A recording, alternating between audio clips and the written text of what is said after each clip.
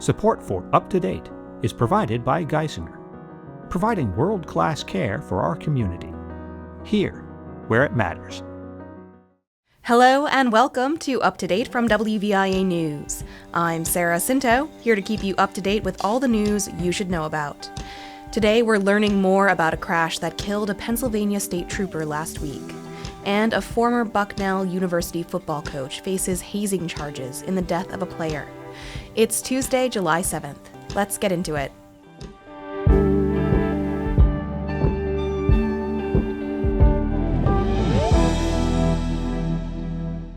We'll start with a different story from the holiday weekend before the update on that crash. In 1778, 360 lives were lost during the Battle and Massacre of Wyoming in northeast Pennsylvania. The violent moment in history is commemorated every year in Luzerne County. As WVIA's Kat Bolas reports, this year's service, held on the 4th of July, also focused on the country's 250th birthday. Facing the Wyoming monument, Dr. Christopher Pearl asked two questions. Whose ground? Whose independence? They are simple questions, but they lead us into a much deeper understanding of what happened here and what we mean when we commemorate independence. Pearl is the chair of the history department at Lycoming College. He was this year's keynote speaker. During the conflict on July 3, 1778, British loyalists and indigenous warriors battled a patriot militia. Descendants of those who fought in the battle, as well as other societies and organizations, laid floral tributes during Saturday's service.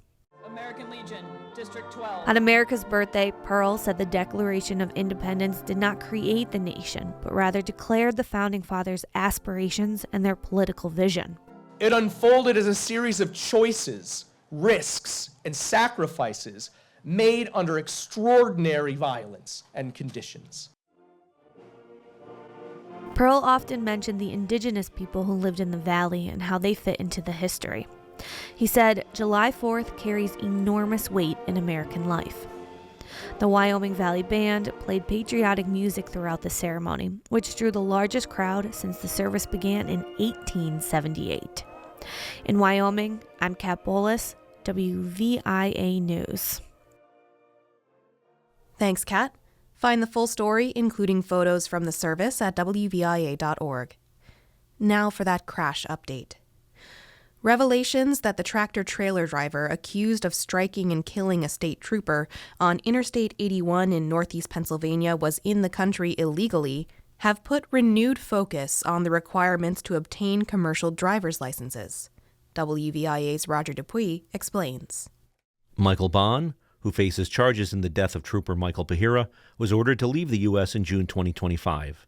That was 3 months after the Haitian national had applied for a commercial driver's license, or CDL, from Massachusetts. Massachusetts officials said Monday that Bond was listed as eligible to work in the U.S. at that time, according to a federal database maintained by the Trump administration. They also said Bond applied for a renewal prior to a federal rule that went into effect this March, directing states not to renew or issue new non-domiciled CDLs. Those are commercial licenses granted to people who are not permanent residents or citizens of the United States.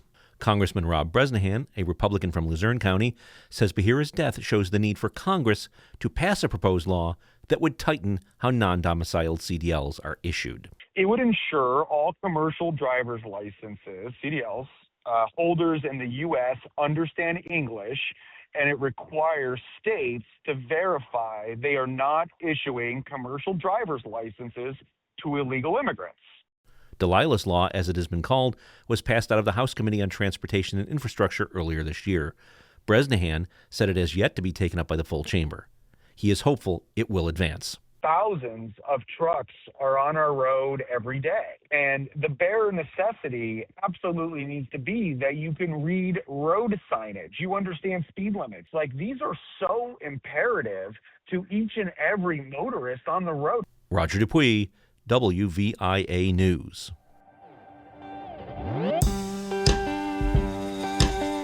Thanks, Roger.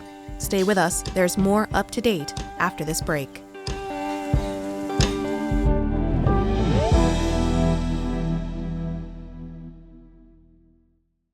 The work work we do is only possible thanks to your support. I'm Lydia McFarland, healthcare reporter for WVIA News. We're proud to bring you the best news and information out there. Go to wvia.org/news to see for yourself.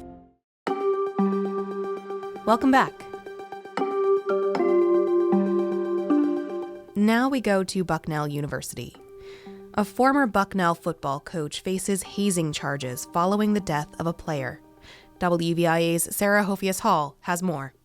Prosecutors say that on Kelvin Dickey Jr.'s first day of football practice, a coach directed him to do extraneous training, even though his sickle cell trait put him at risk of death.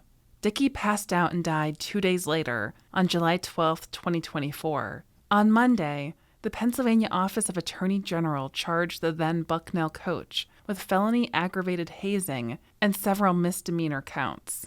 Mark Kolbus, the strength and conditioning coach at the time, was arraigned in Union County and released on $10,000 unsecured bail. Prosecutors say he subjected Dickey and other players to 100 up-downs and several full-body plank drills. The prosecutors called the training a hazing incident and that the coach knew about the risks to Dickey. In a statement Monday, Bucknell said the school has cooperated with the Attorney General's office throughout its investigation. I'm Sarah Hofias Hall, WVIA News. Thanks, Sarah. One last thing for the day. Let's take a look back at This Week in History with WVIA's Julie Sidoni. This Week in History, a brief look at some of the biggest happenings here at home and around the world, July 6th through the 12th. In 1902 this week, in Johnstown, 112 coal miners are killed in a gas explosion at Cambria Iron Company's Rolling Mill mine. State records show it would be the first of 4 major mining accidents in the state within a few years. 1912, Jim Thorpe begins his quest for gold at the Stockholm Olympic Games this week. A Swedish king dubs him the greatest athlete in the world. 1976, the first women are admitted to the United States Naval Academy in Annapolis, Maryland, and into the United States Military Academy at West Point, New York.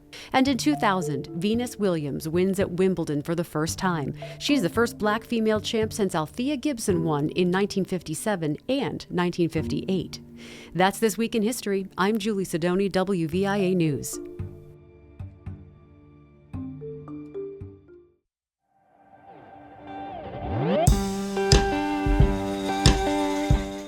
All right, I hope you're feeling up to date. Find more stories at WVIA.org.